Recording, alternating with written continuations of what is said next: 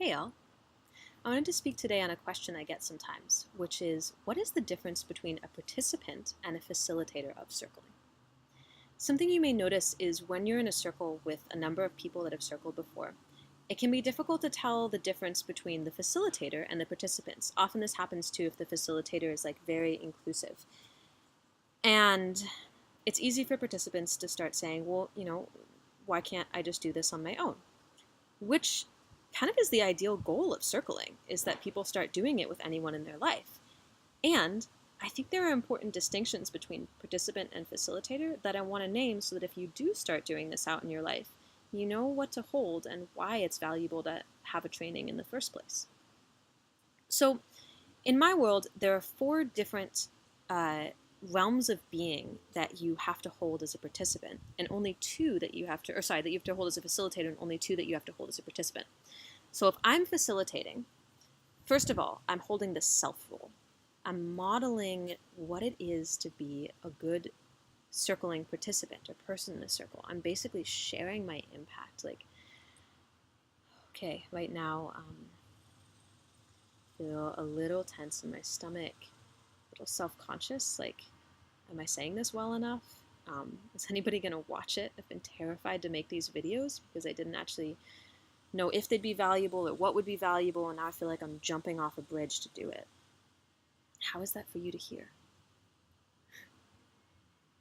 So one thing is I'm being vulnerable and embodied and watching my experience change. Now I feel more fluid, kind of like I'm relating to y'all, even though I don't know who you are or where you are. So I'm using my experience as a benchmark. I'm revealing it so that I can have more humanity with you, and so I can actually invite more openness on the other side, and also so I can enjoy myself more. Because if I never share my perspective in a circle, I become a little bit outside what's going on, and oftentimes I'm giving something to you, but I'm not really letting myself receive nourishment. And if I do that a lot, I get burnt out, which you may have noticed if you facilitate a good number of circles. The other reason to bring my truth and my impact in first person perspective is my desire as a facilitator is actually what's going to guide the circle. And now here's where we differentiate. Participants bring the exact same thing I'm just talking about. They bring the modeling, they bring the sharing of impact, they bring the feeling, the watching their experience change, all of that.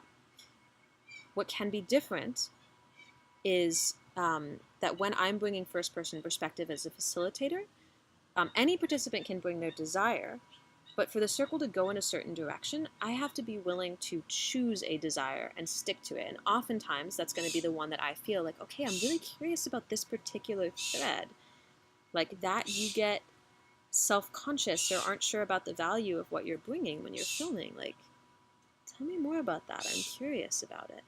And I'm going to be selfish with my desire. I'm going to stick to it. I'm going to let it be the paramount thing in the circle. If only because it's actually valuable to have a single thread that we're tracking. We get deeper down it. So that's circular versus participant. And sometimes you have this interesting dynamic in a circle where a participant brings their desire quite strongly, and you actually either have to make a decision of, are you going to go with that and have the circle go down that direction? Or are you going to basically find a power hierarchy where you say, actually, I love what you're bringing, and I'm really curious about this thread, and I want to involve us all in noticing this kind of dynamic around self-consciousness and the anxiety of having something to bring. And I'm curious, participant, is that something that you'd be interested in participating with? Okay, cool. Or no, wow, okay. So you feel like your thread is really strong. So can you bring that curiosity and desire to the circlee? Let's see how it lands for her. Is that something she's interested in? So here's where we get into actually, this is more the third person perspective. So we're skipping over second for a moment. First is self, second is other, third is group. So group management. And actually I am going to ping on the second one first. That moment where I'm okay, so circlee, what are you interested in? Getting somebody else's world. That's second person perspective. And that's something that also participants and facilitators do. It's the curiosity. It's the perspective taking. It's the, yeah, but what if really is it like over there? It's the wonderment and curiosity and appreciation. It's the juice of circling a lot of the time, is this blending between first person perspective and second person perspective, where if you do that really richly, you get this kind of emergent we space where what we're discovering about ourselves and each other is something we didn't even know before. It's super powerful. And both participants and facilitators can do that. One of the skills of being a facilitator is learning how to do that really well, like knowing what sort of questions will land and what won't. Sometimes we say, questions that will bring somebody more into their body or more into their head. Sometimes what you want is actually to get the explanation of something. Sometimes what you want is to stay with the feeling, but knowing what to do for each. Knowing how to share empathy in such a way that it's like not just me speaking for a really long time and kind of trying to figure out what my truth is and getting it across, and then by the time I say it, like the circlee's kind of already lost what I'm saying. Like, how do you be concise? How do you be accurate? How do you manage your own ego such that you can get somebody else? Those are skills that get trained. And a lot of you guys going into circles have superpowers in this area. I've seen participants that can bring variants of curiosity and perspective taking that I have no idea how they even got there. And it's like, I just watch the circlee like brighten up and come out, and I'm almost like, sweet. So like, you're going to ask a lot of the questions now, and I'm actually going to like use you in the circle whenever I need like a lance to just like go in and for the person to get seen. It's beautiful to leverage these like, master curiosity perspective love makers. So it's a skill that can be trained, and some of us walk in with it. Okay, so those are the two things that both participants and facilitators hold. There's two other realms of work that facilitators hold specifically, more often than participants. Sometimes participants do, but it's more rare. Because as a participant, what you're doing is you're letting yourself be fully in your own experience. It's a dog, you guys may hear. And you're actually surrendering to like, I'm just going to go with what's true for me. I'm going to let myself be guided by the truth. 1 second, I'm going to go let him out. You can tell this is a very professional recording studio.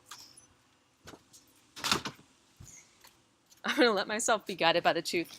And that requires a certain surrender, which I think actually you can only get if someone is holding the whole, is holding the space for you.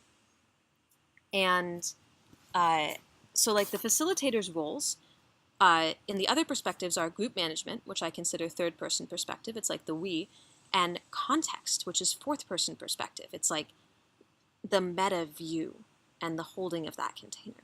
So group management, I've already kind of touched a little on in my examples. It's like, how do you use the we space to best effect? How do you make sure that everyone in the circle is engaged? Sometimes this is noticing who hasn't spoken and calling them in, like, hey, do you have a perspective on this?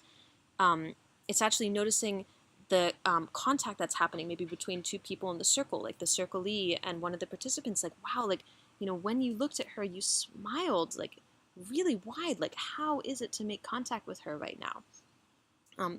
It's like the difference between having a circle and a line. And I actually think there's a ton of power in having a circle. I'll talk more in another video on how to actually use a circle for best effect to get deeper and to have everybody transform.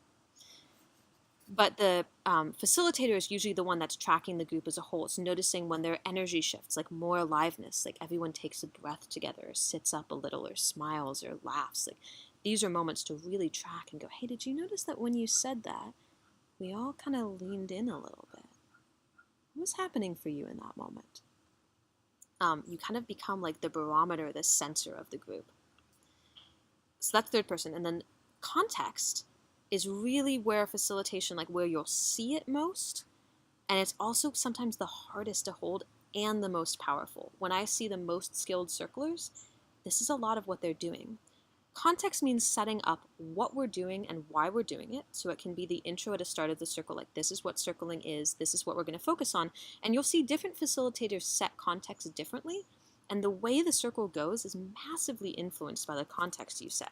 If you say, this circle is in service of like getting your world more deeply and having you see yourself, and we're all going to be in service of that. It's more of a second person focused circle. We're here for you. If you say this circle is in service of us sitting in a meditative space with you and just witnessing what happens in us when you express, what happens in you?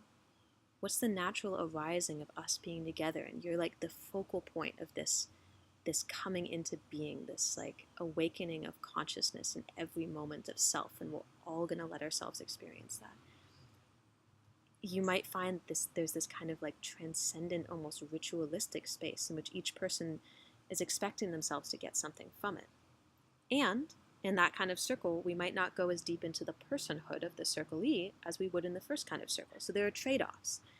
So setting the context is one thing, and setting the context both by what you say and your way of being, congruence with the context. If you say, we're like gonna not project or assume on your reality, we're just gonna be with it as it is, and then you're throwing out all sorts of I noticed that you were angry when you said that. I felt fiery inside. And they're like, I mean, maybe I was angry. Like, you'll notice it's kind of like sometimes people won't say that it doesn't land, but there'll be like this kind of shifting or like a change in their facial expression, or their voice won't sound super clear. And you're like, oh, that actually wasn't true for you.